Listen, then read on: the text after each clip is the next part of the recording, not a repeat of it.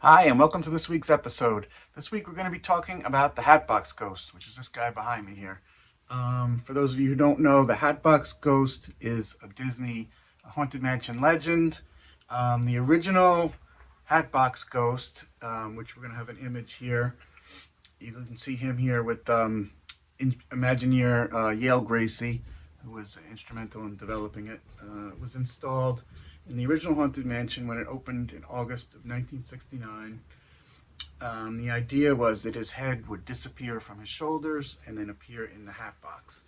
Um, and it was put in, but after a few months, it was removed because the lighting didn't really work right, and it never seemed to get totally dark for the head on the shoulders to disappear in the process. So it didn't really work the way they'd liked, and it was taken out. And then it kind of became this legend, and the images were used quite a bit in Disney Disney logos and things like that.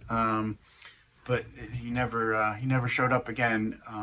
But he became kind of popular and kind of had a following um, to the point where in 2015 a new version was introduced, and we have an image of him here into Disneyland in California.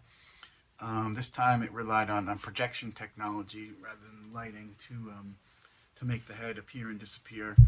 And then just this past September, 2022 was announced that the Hatbox Ghost will be coming to Disney World in Florida as well.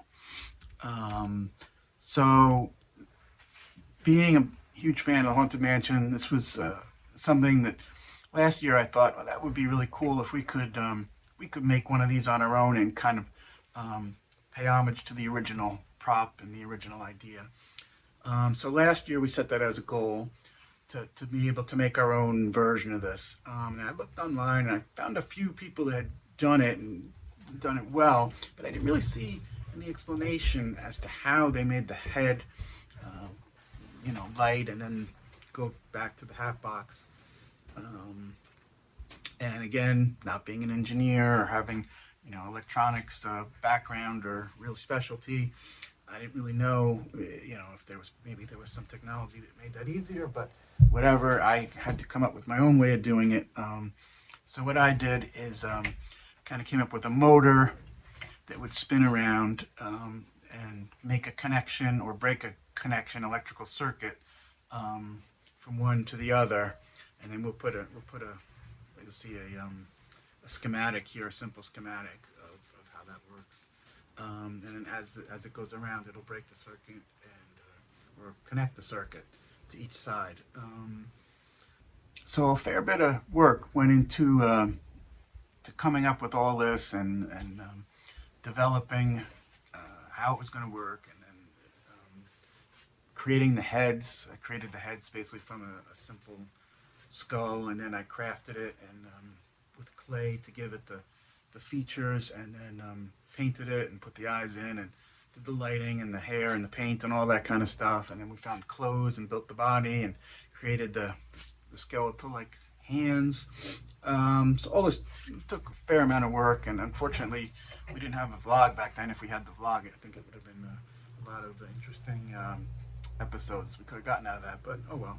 Now we have this year that after we did put it into the display this past Halloween, now we have some improvements that we want to make this year. So we're going to be working on this as we go forward in some of the future episodes here. So this is what, after we used it this year, um, this is a couple of the things that we kind of came up with that we wanted to change. The motor mechanism rotated around on a wooden base that was covered in aluminum foil to make the connection with the circuits, and the wires were connected to it. But the unevenness of the aluminum foil kind of made the lights flicker, kind of on and off, and it didn't really work the way I really wanted.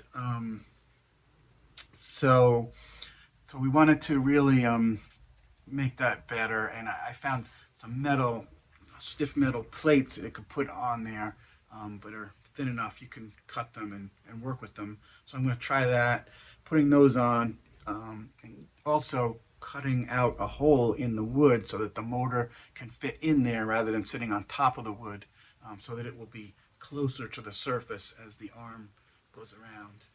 I think that'll help as well. And a couple other improvements we want to make traditionally, and you can see in the pictures that we put of the original Hatbox Ghost and the current one, that he usually has a cane in his opposite hand that's not holding the box. So we want to add that as well. We just didn't get around to it last year, just ran out of time with the other things, just getting it functioning. And then the last piece was the lighting on the head, the way the lights shine on the head. If you can see here, I put some lights on the bottom that kind of shine up, and then some in the top in the hat that would shine down. I didn't really like the way they lit up the face. I felt like you could see the points of lights of the LEDs too much, and it didn't really just cast a glow of light on him. So I don't know how to fix that exactly. Maybe we can get a small funnel like we have for the spotlights, maybe or something, and put it there and have the light go up. But we're going to be playing with that in some future episodes. So these are the things that we're going to be working on. So I think that'll be it for this week's episode.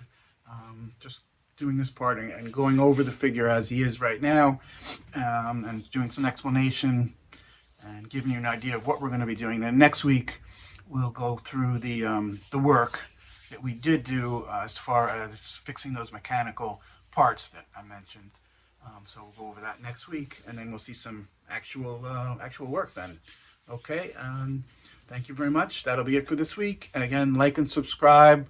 Any comments if you have on this video or any the previous videos, please, any questions or anything, feel free, drop something in the comments, or just say, hey, good job, whatever. Anything like that would be really greatly appreciated. So otherwise, that's it for this week, and we'll see you next week. Thanks.